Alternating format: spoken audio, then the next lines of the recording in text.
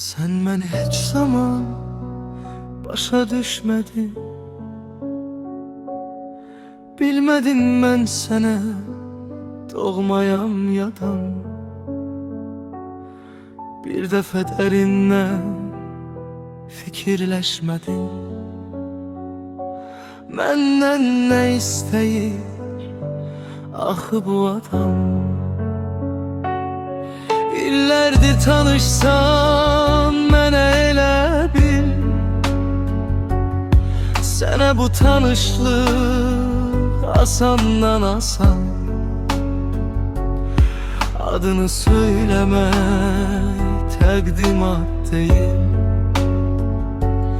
Sən özünü tanımamısan. Bəlkə də bu addım çox tezdir hələ. Gəlsənə özünü tanıdım biraz.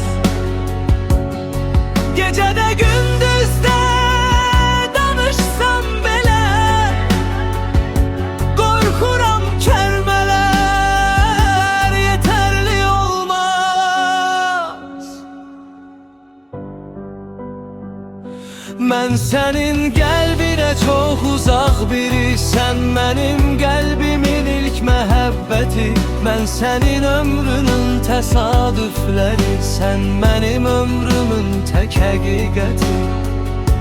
Mən səni hər dəfə görərkən ölən, qəmini ürəkdə daşıyan biri.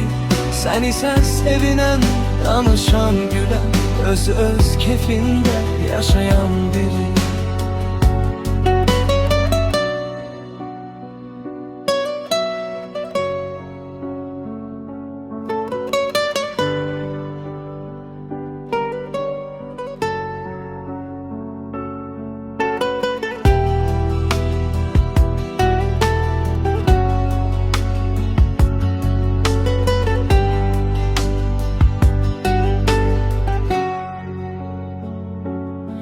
Mən necə söyləyə bilmirəm axı.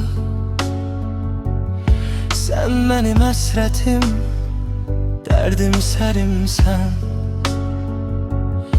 Mən sənin gördüyüm ən şirin yuxu. Sən mənim yuxusuz gecələrimsən. İndi öz-özünü